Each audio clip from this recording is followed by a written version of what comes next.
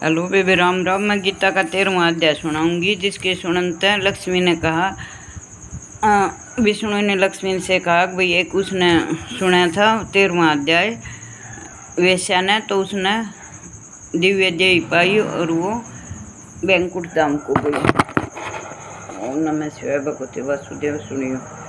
श्री नारायण जी बोले, हे लक्ष्मी, अब 13वें अध्याय का महामंत्र सुनो। दक्षिण देश में हरि नाम का एक नगर था। वहाँ एक वेश्या रहती थी। एक दिन एक पुरुष को उसने वचन दिया कि मैं फलानी जगह में तुम्हें मिलूंगी, लेकिन वह पुरुष वहाँ गया तो उसे नहीं मिली। वह स्त्री को ढूंढता रहा, पुकारता रहा। बाद में उसी पुरुष को वह स्त्री मिली। बहुत खुश हुए।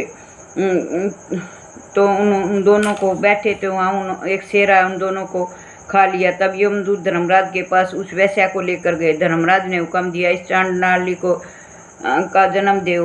देवी श्री नारायण जी कहते हैं, हे लक्ष्मी, उस वेश्या को ने दे त्याग कर एक चांडाली की दे पाई। एक दिन वह नर्मदा नदी के तट पर चली गई। वहाँ क्या देखा कि एक साधु गीता जी के 13वां अध्याय का पाठ कर रहा था। तो उसने वह 13वां अध्याय का पाठ सुन लिया। उसने वह गीता के 13वें अध्याय के पाठ सुनने के बाद वो चांडाली का देह छोड़कर देव देही प्राप्त हुई और आकाश में विमान आकर बैठकर बैंकुट धाम को चला गया। तब नारायण ने कहा, हे लक्ष्मी, यह 13वां अध्याय का महामंत्र है, जिससे चांडाली को भी देव देवी मिली और बैंकुट धाम को गई।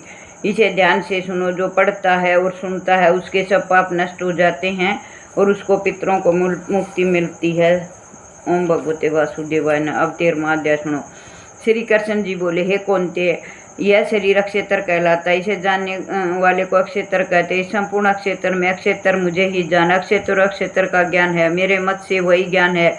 यह अक्षेत्र कैसे रूप का है, इसमें कौन कौन से विकार हैं, इसकी उत्पत्ति किस प्रकार से हुई है, अक्षेत्र का क्या प्रभाव है, इत्यादि बातों को संक्षेप में कहता हूँ, सुनो। अनेक ऋषियों ने अनेक प्रकार के छंदों में इसको बताया है। वेदों में पृथक पृथक वर्णन किया गया। हित वाले ब्रह्मसूत्र में पदों में भी यह ज्ञान निश्चय किया गया है। पंच महाभूत, अहंकार, बुद्धि, अव्यक्त प्रकृति, 10 इंद्रियां, मन तथा 5 इंद्रियों के विषय में तथा इच्छा, द्वेष, सुख दुख, संघात, चेतना, गति तथा इनके समूह है।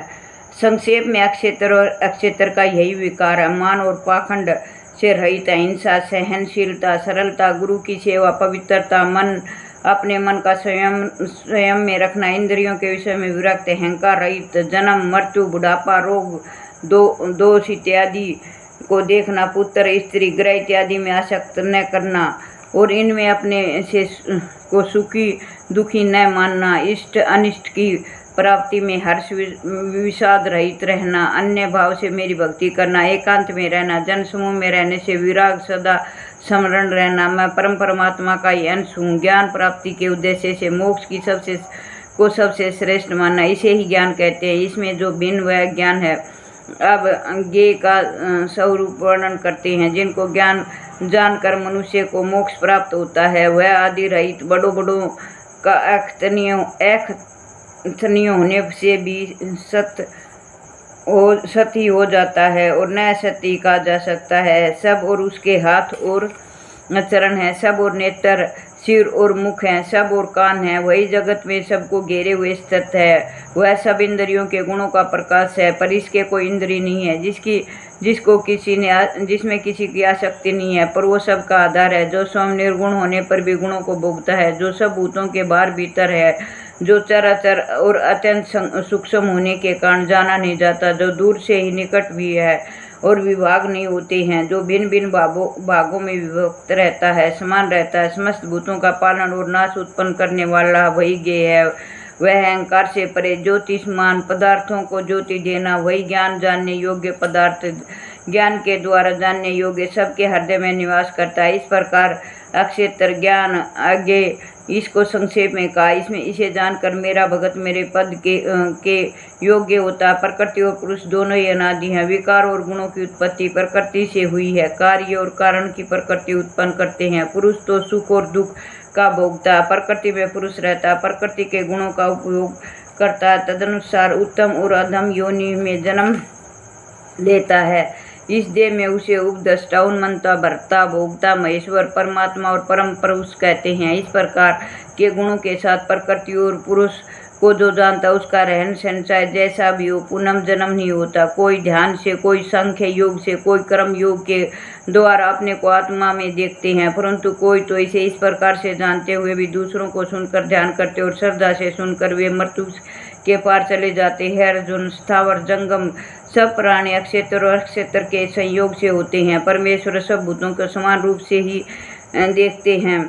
भूतों के नष्ट होने पर उनका नाश नहीं होता। इस बात की जो देखता है वही देवता है। सब में समान रूप से स्थित परमेश्वर को देखता हुआ अपनी आत्मा का नाश नहीं करता, वह उत्तम गति को प्राप्त करता है। जो देखता हुआ प्रकृति द्वारा सब कर्म होते हैं, आत्मा करता है, वही मानो देवता। जब वह भिन्न भिन्न भूतों और परमेश्वरों के बीच एक रूप देखता है और उसी से विस्तार कर देखता है, तब ब्रह्मा को प्राप्त होता है। कौनते अनादि और निर्गुण होने से परमेश्वर वह शरीर में रहता हुआ भी कुछ नहीं करता, न उसमें लिप्त होता है। जैसे आकाश सर्वत्र व्याप्त होने पर भी किसी से मिलता नहीं, उसी भांति देव में सर्वत्र व्याप्त है, आत्मा भी उसमें लिप्त नहीं होती है। अर्जुन, जैसे एक ही सूर्य सारे लोगों को प्रकाशमान करता है, वैसे ही समस्त अक्षयम को प्रकाशित करता है। जो लोग ज्ञान दृष्टि से अक्षेत्र को अभेद तथा भूतों की प्रकृति देखकर मोक्ष का उपाय जान लेते हैं, वह परम पद को प्राप्त करते हैं। ये था 13वां अध्याय का महामंत्र, 13वां अध्याय, जिससे मुक्ति चंडाली नबी मुक्ति मिल गई। तो इसके सुनन से रोग दोष सब दूर हो जाते हैं। नमस्कार। पसंद आए तो लाइक शेयर और सब्सक्राइब करियो। ओम भगवते वासुदेवाय नमः। ओम भगवते वासुदेवाय।